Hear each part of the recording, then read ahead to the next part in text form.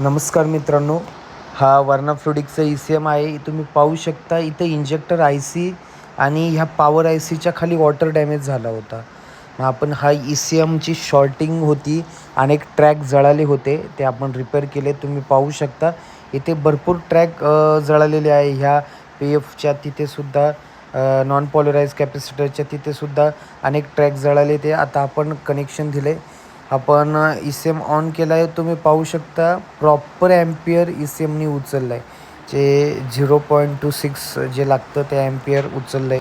आता आपण ई-सी-एमचे voltage check करणार आहोत, की इथे जे बारीक स्मॉल होल्स आहेत, त्या होल्सला त्यातला हा जो फर्स्ट आहे तिथं 1.6 हे कॅन लो आणि त्याच्या बाजूला ते आहे ते कॅन हाय. हे पॉवर आय-सी जनरेट करतं. हा इंजेक्टर आय-सी आहे. याच्या एक्झॅक्ट खाली जो मोठा पी-एफ आहे तिथे 8 व्होल्टेज आलं पाहिजे. इथे हाय व्होल्टेज जेव्हा 48 व्होल्टेज होतं तेव्हा आपला ई-सी-एम प्रॉपर ऑन झाला आहे.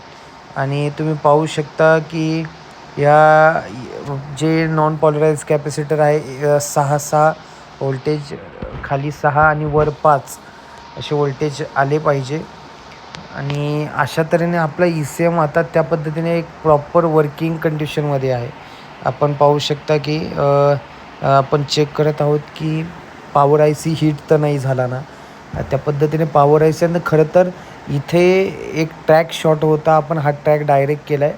पॉवर आय-सी मला थोडा हीट वाटत होता, त्यामुळं आपण थोडंसं त्यावर फ्लक्स टाकून चेक करतो की हीट झाला की नाही. इथे एक ट्रान्झिस्टर आहे, त्याला एका फर्स्टला 4 व्होल्टेज आहे, इकडेसुद्धा 4 व्होल्टेज आणि या ठिकाणी एक 4.7 म्हणजे सेम 5च्या आसपास व्होल्टेज हवं. म्हणजे तिथे आलं तर आपला प्रोसेसर एकदम प्रॉपर ऑन झाला आहे. अशाच नवनवीन टेक्निकल व्हिडिओ पाहण्यासाठी आपल्या पेजला फॉलो करा, लाईक करा, कमेंट करा आणि शेअर करा. धन्यवाद. रामकृष्ण हरी.